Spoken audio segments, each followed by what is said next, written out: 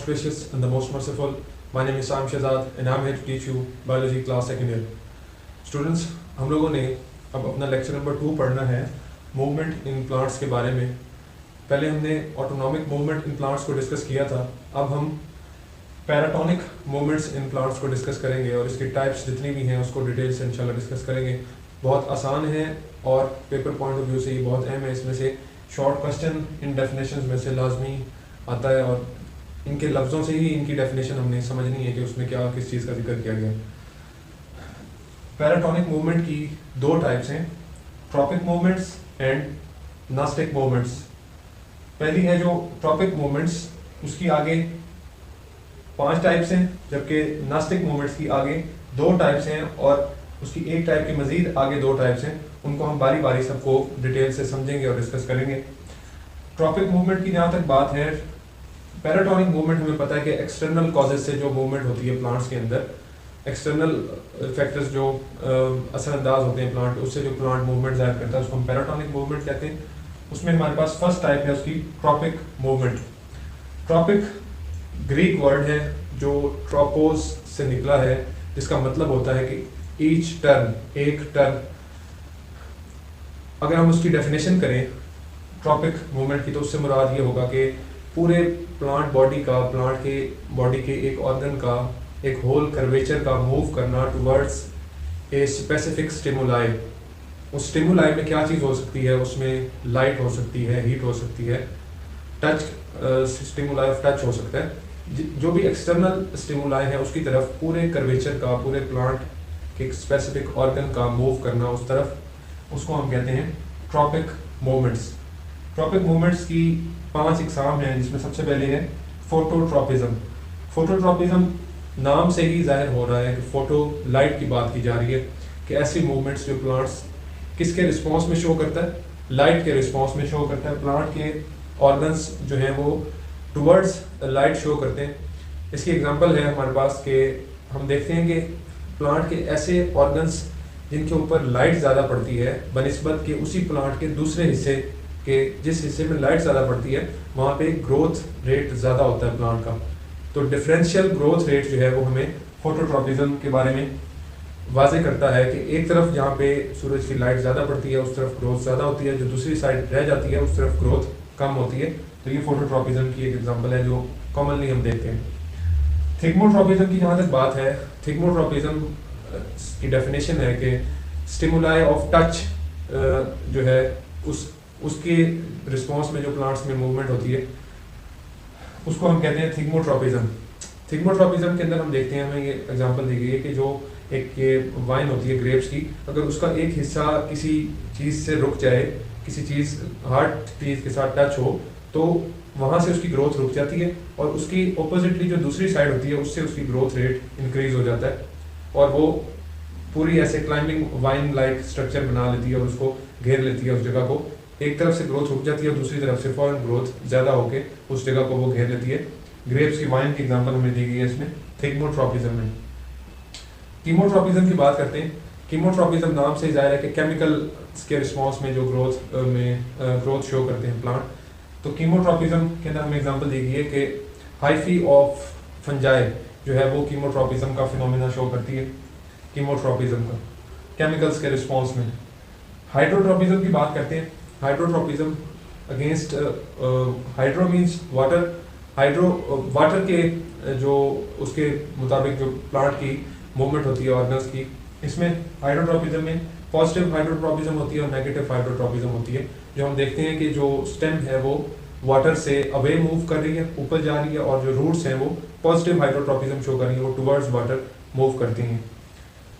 Last पे है हमारे पास जियोट्रॉपिज्म। जियोट्रॉपिज्म नाम से ही ध्यान में रखें कि ग्रेविटी का जिक्र हो रहा है, तो ग्रेविटी के लिहाज से प्लांट की जो मूवमेंट है इसके अंदर भी 2 टाइप्स हैं जियोट्रॉपिज्म में, पॉजिटिव और नेगेटिव। पॉजिटिव में ये है कि रूट्स जो है वो पॉजिटिव जियोट्रॉपिज्म शो कर रही हैं, टुवर्ड्स ग्रेविटी मूव कर रही हैं, जबकि स्टेम जो है वो नेगेटिव जियोट्रॉपिज्म शो कर रही है और ऑपोजिट मूव कर रही है ग्रेविटी के अगेंस्ट। इसके बाद हम देखते हैं ये हमारी 5 जो है डेफिनेशंस और उसके साथ साथ उनकी एग्जांपल्स क्लियर होगी। अगर आप रीड करेंगे तो इंशाल्लाह आपको तैयार हो जाएगी।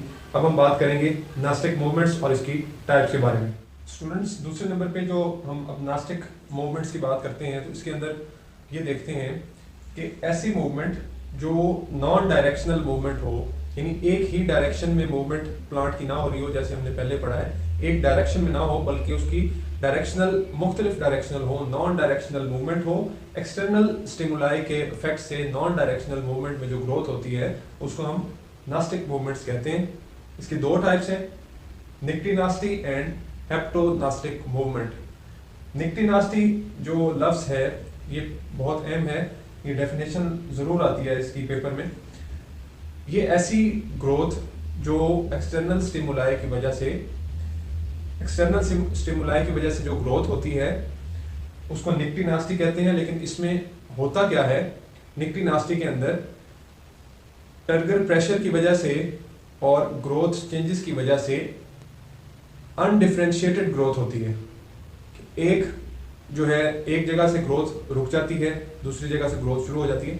अनडिफरेंशिएटेड ग्रोथ होती है जिसको हम निक्टिनास्टी कहते हैं, जो एक्सटर्नल स्टिमुलाई की वजह से होती है। और होती क्यों है? टर्गर की वजह से, changes in turgor pressure and growth changes की वजह से। ग्रोथ चेंजेस होती हैं कुछ प्लांट्स के अंदर और टर्गर में जो चेंजेस होती हैं, इस बिना पे निक्टिनास्टी से मुराद के अनडिफरेंशिएटेड ग्रोथ होती है। एक जगह से कोई मतलब किसी और तरह से ग्रोथ हो रही है, उसके ऑपोजिट दूसरी जगह कोई और किसी तरह से ग्रोथ हो रही है, ज़्यादा हो रही है, कम हो रही है, इसको हम निक्टिनास्टी कहते हैं, जो अनडिफरेंशिएटेड ग्रोथ है due to turgor and due to growth changes. दो वजह से ऐसी मूवमेंट जो ग्रोथ है, प्लांट ऐसी मूवमेंट शो करेगा जो अनडिफरेंशिएटेड होगी, किसी जगह से ज़्यादा किसी जगह से कम। इसको हम निक्टिनास्टी कहते हैं। इसके अंदर हमारे पास इसकी दो टाइप्स हैं, फोटोनास्टी एंड थर्मोनास्टी। फोटोनास्टी से मुराद, जैसा कि हम समझ रहे हैं कि फोटोनास्टी लाइट की बात की जा रही है, तो लाइट की वजह से जो प्लांट्स ग्रोथ और मूवमेंट शो करते हैं उसमें हमारे पास एग्जांपल है कि अक्सर प्लांट्स हम देखते हैं जिनके फ्लावर्स जो हैं वो लाइट में खुले होते हैं और जैसे ही लाइट ख़त्म होती है तो फ्लावर्स जो हैं वो बंद हो जाते हैं, उनका आगे से मुंह बंद हो जाता है। इस तरह उनकी यानी ओपनिंग उनकी वो क्लोज हो जाते हैं रात के टाइम जब लाइट नहीं होती। तो ये फोटोनास्टी की एग्जांपल है कि लाइट की वजह से प्लांट्स की जो है वो इस तरह की चीज़ें शो होना कि लाइट प्रेजेंट है तो फ्लावर्स ओपन रहते हैं, लाइट नहीं है तो फ्लावर्स जो है वो उनका ओपनिंग जो है वो क्लोज हो जाती है। इसी तरह अब हम इसकी दूसरी टाइप को देखते हैं, इसमें थर्मोनास्टी का जिक्र किया गया, यानी हीट से रिलेटेड स्टिमुलाई।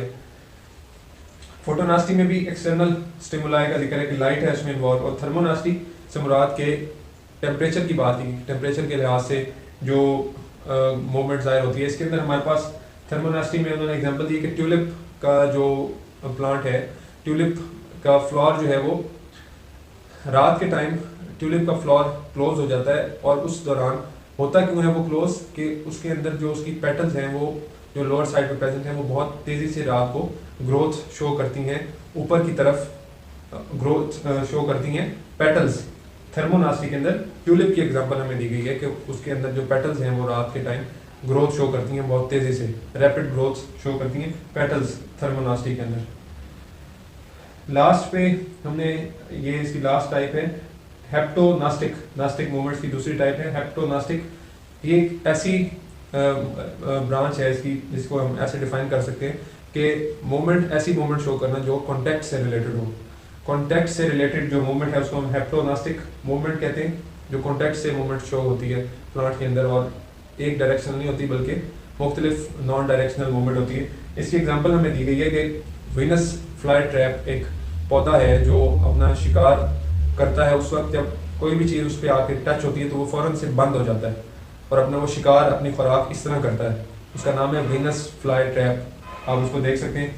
हेप्टोनास्टिक मूवमेंट, कॉन्टैक्ट से जो मूवमेंट प्लांट शो करता है उसको हम हेप्टोनास्टिक मूवमेंट कहते हैं।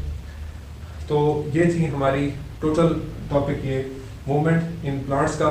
नेक्स्ट इसमें थोड़ा सा हमें कुछ हार्मोन्स के बारे में बताया गया, हम उनको डिस्कस करते हैं। स्टूडेंट्स, मूवमेंट के टॉपिक से एक चीज़ लिंक्ड है जो हमें बताई गई है, इसमें से एमसीक्यूज आ सकता है, कुछ चीज़ें हैं जो समझने वाली हैं जो एक बायो के स्टूडेंट को पता होनी चाहिए। Role of plant growth substances in plant movement. अब हमें ये बताया गया है कि कुछ सब्सटेंसेस हैं जो प्लांट की मूवमेंट में, ग्रोथ में इन्वॉल्व होते हैं, और हमें पता है कि जो लिविंग क्रिएचर्स हैं उनके अंदर हार्मोन्स प्रेजेंट होते हैं जो स्पेसिफिक वर्क परफॉर्म करते हैं और बहुत अहम काम परफॉर्म करते हैं, हार्मोन्स जिनको कहते हैं हम।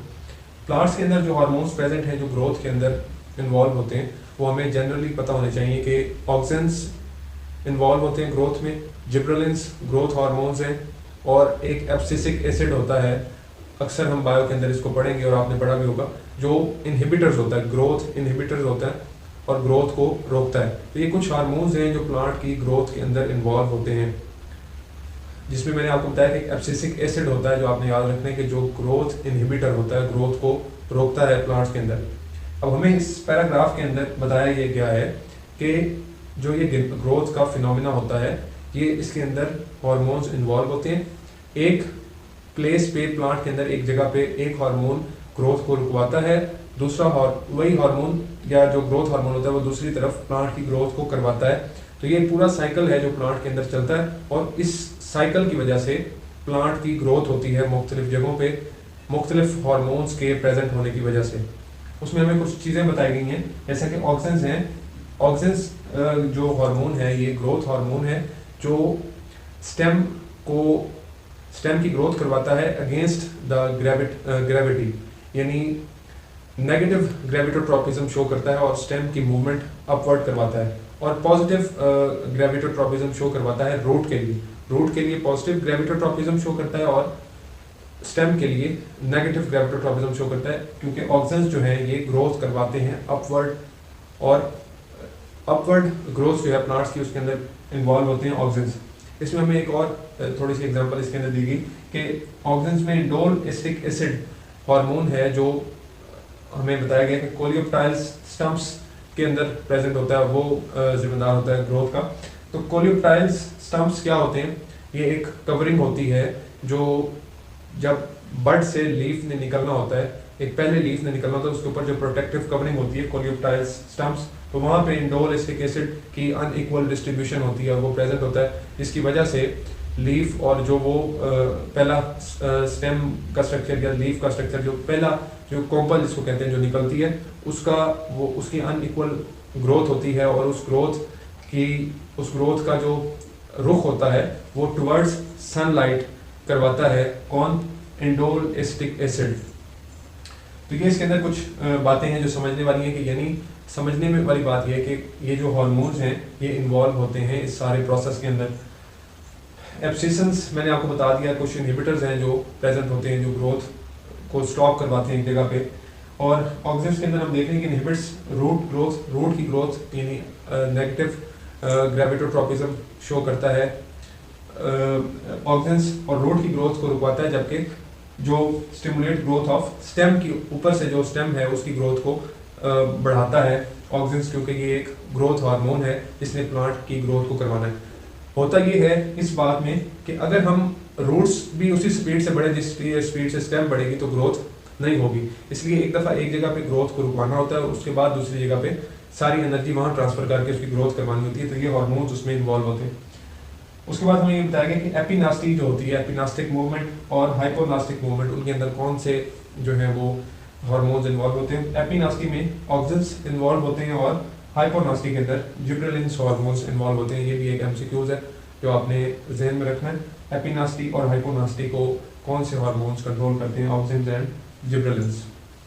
तो ये था हमारा topic, role of plant growth substances in plant movement का। इंशाल्लाह कल नेक्स्ट टॉपिक में मिलेंगे आपसे। इसमें अगर आपको कोई क्वेश्चन हुआ तो ज़रूर पूछिएगा। साइंस फैजाद को इजाज़त दीजिए। अल्लाह हाफ़िज़।